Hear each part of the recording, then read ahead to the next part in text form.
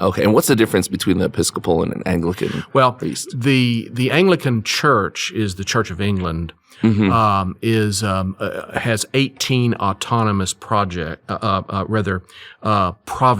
around the world. It's wherever the British Empire was. Okay. And each province is part of the Anglican Communion. And in the United States, the Anglican Church, or the Anglican means English. Yes. The Anglican Church was called the Anglican Church until the American Revolution. And we fought the British. Yes. So once we derived our independence from the Brits, the Anglicans in the United States changed the official name of the province of Anglicanism in the United States to the Episcopal Church. Okay. Episcopal coming from the Greek word which means bishops. Okay. Episcopal. Episkopos, yeah. Okay, so it's like an offshoot or like the grandson it's part of the communion. It's part of the Anglican communion. Okay. Yeah. But remember, there's 18 autonomous provinces around the Anglican Communion. The spiritual head of the Anglican Communion is the Archbishop of Canterbury. Okay. So everybody has heard the Archbishop of Canterbury. Okay, so it's not a separation. It's just within just a different name because it's here in the United States. Right. Okay, that's cool. And I spent 32 years as an ordained Episcopal priest here in the United States. Now, did you grow up in the Episcopal? I did. I grew up in the Episcopal Church. I grew up in Fort Worth, Texas, and my parents were part of a parish, an Episcopal parish in Fort Worth that was what we would say Episcopalians and Anglicans it's a pretty broad church. Okay. You've got those that are very traditional. We would call those folks high church, okay, if you will. Then you have broad church, those that are sort of Protestant, sort of Protestant vanilla, you might say. And I'm being critical. No, okay. No. And then you have those that are what we used to call low church. Okay. And like they have the communion service once a month. Okay. Well, I come from the high church end, or what's called Anglo-Catholic side of Anglicanism. It's the St. John Henry Newman, if you will. He is our great grandfather spiritually. John Henry Newman.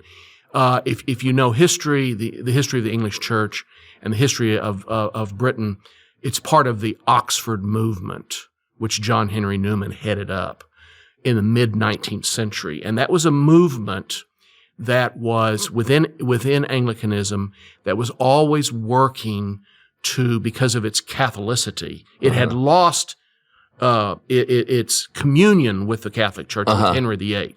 Yes. Of course. Yes. Back in the 16th century. Yes. But by the time we get to the 19th century, there always was a movement within Anglicanism to reunite with the Roman Catholic Church, with Mother Church.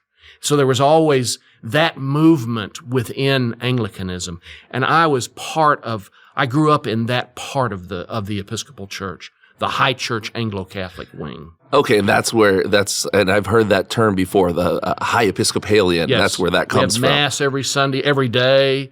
All the 7 sacraments are there. Anglicans make their confession.